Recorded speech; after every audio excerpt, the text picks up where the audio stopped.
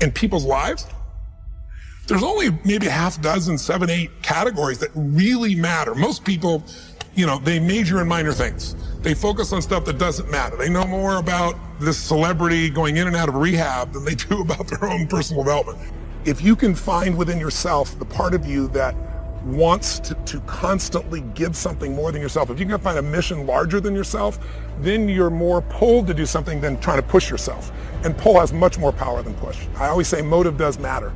That if your motive is to serve something greater, there is an energy that comes up inside of you. But I if you look at your body, without that, everything else is out the door. You don't want to be richest man in the graveyard. That's not going to do it. If there is energy, if there's vitality, if there's strength, it's going to show up in your relationship. It's going to show up in your business, show up in your life. That's an area you got to master. You can't dabble. It's too important. Emotions are everything. The fact that human beings, our strongest drive is the need to stay consistent with how we define ourselves. So while you're in this passionate state, that's where you make decisions. I became Mr. Solution because I wanted to help everybody. So I was this little fat guy and I couldn't lose weight and I lost weight. And all my buddies are like, how'd you do that? And I said, well, here's what I did. And they lost weight and then we all got girls. And that led to, as a young kid, that led to where, if you had a problem, I was Mr. Solution, especially if you're a girl, I was more motivated to help you. So the breakthrough was really understanding the power of compressing decades into days. And if someone has spent decades of their life and they compress it into a book, and you can read it in an hour or a few days, you have such an advantage, because when you learn by your own experience, it's painful and it's slow. When you learn by other people's experience, everybody knows in the financial world, other people's money is leverage, right? Well, other people's experience is more powerful than other people's money, because you can have the money and lose it. But if you get the experience, you can change it all. So I think that was the beginning for me, and it set me on a lifelong path of hunger. I've never lost my hunger. So if you want to change your life, my friends, you got to change your physiology and you got to change your focus. But think about it. Lasting change is different than a goal. You don't always get your goals, but you always get your standards. But when you decide something is a must for you, an absolute must, when you cut off any possible, you say, I'm going to find the way or I'm going to make the way. Human beings, when they resolve things, when they make a real resolution inside themselves, which is they raise the standard, they make it a must, they find the way.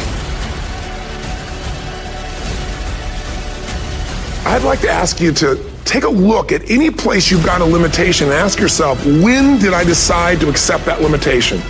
And you may not even see it as a limitation. You might see it as just that's who I am. But so often in our lives, we've adapted to be a certain way so that we don't fail or so that people will like us or respect us, but it's not necessarily who we are.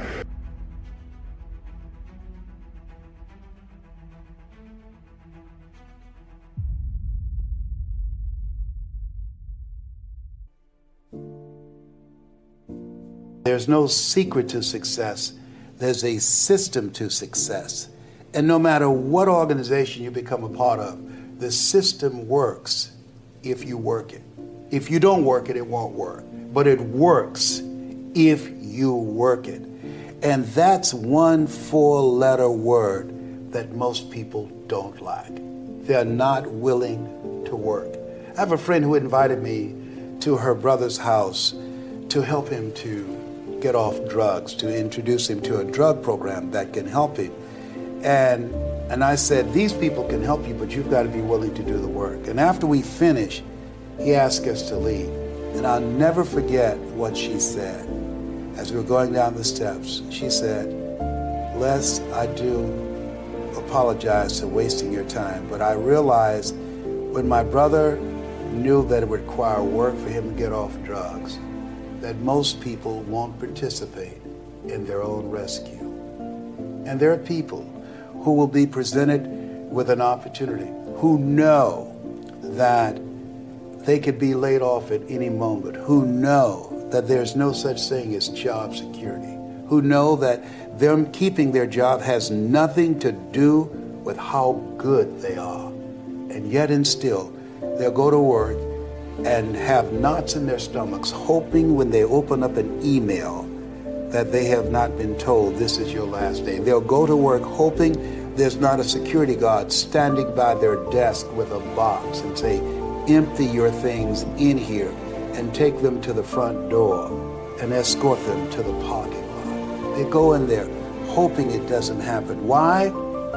because they don't want to do work. It's an aversion to most people's spirit. What I learned from that is, many times you will have angst and worry about things and put yourself in a state, like someone said this morning because their phone went off, they were mortified over a phone. I said, really? You will put yourself in a state when the other person really isn't even thinking about you. So learning that I could specifically determine for myself what the boundaries were for me, what I wanted to do, give my money, give my time, give of my service to who I wanted to give it to when I did, that I get to make that decision. And just because you get 100 requests a week doesn't mean you have to try to fulfill all of that. Just because you have all of these demands on your time and on you doesn't mean that you have to say yes. You get to decide because you're the master of your fate. The captain of your soul, as William Ernest Henley said in Invictus.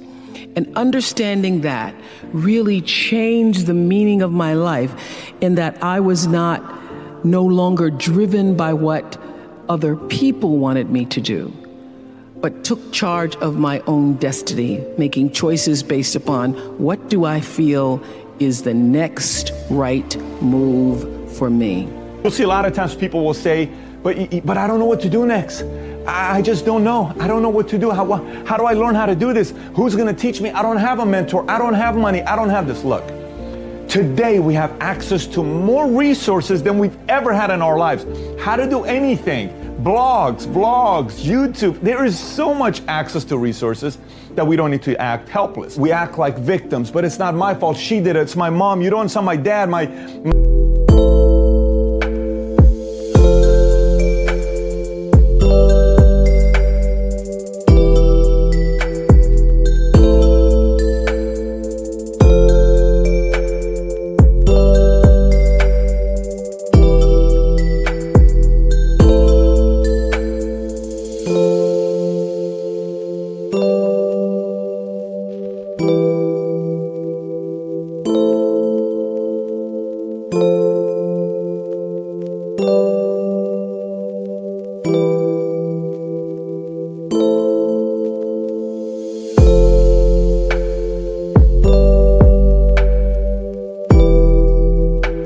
My sister was this, my brother was this, my ex, my boss, it's not my fault. It's the economy, the market, the place I live, the city, the place I grew up, the school I went to.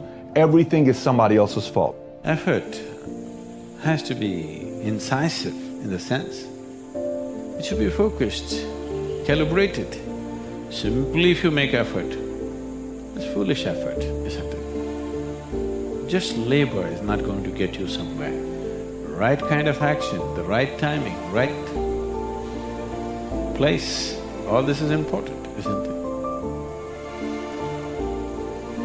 So, for all these things to happen, you need perception and intelligence. So that's all you must do in your life. Constantly looking for ways to enhance your perception and your intelligence. The rest will anyway happen. This is one thing that unfortunately humanity is not doing. They're trying to become capable of something. Do not try to become capable of something. Just enhance your perception and intelligence. When Josh was, he had a 60-hour-a-week job and he was doing QLA 70 hours a week. That doesn't give him much room for sleep, does it? But you'll say, well, he was 17, 18, you don't need sleep when you're 17, 18. You already got a reason why you can't work 130, 40 hours a week, that you need sleep. He cut back to 3 hours a night sleep, the guy you just listened to, and then he couldn't take it. He only lasted a few weeks at 3 hours a night sleep, and so he had to go back to 4 hours. When you know, it's like when you were in lust with that person, you know, you wanted to f*** all night in the toilet, in the car, in the...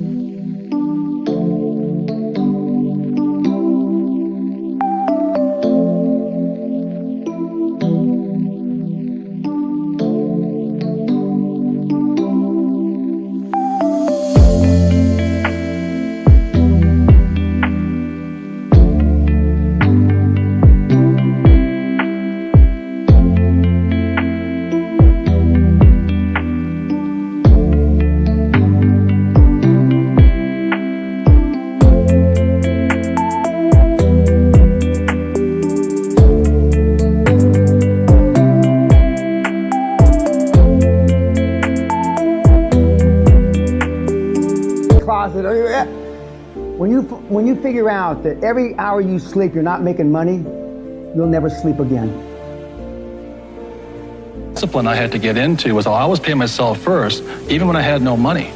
And when I have all these bill collectors calling me, I use them as inspiration. You know what I mean? Really? Oh, when they're hounding, the government's hounding you, bill collectors calling, because I've been broke, so I can understand what it feels like to be broke. When those guys are calling you, instead of shrinking and going into the shell and eating my pizza, Yeah. I use it as motivation to go out and make more money. So I use my bill collectors as motivation, and that's why I paid myself first, even though sometimes I wasn't paying. What would you pay yourself? I always bought assets. I'd buy a house or I'd put money in the bank and things like this. But it was just a habit. Exactly what you're talking about. It's up here. It's about changing the way you think. That's what the whole book is about. That's it. Because we're our biggest asset. We're also our biggest liability.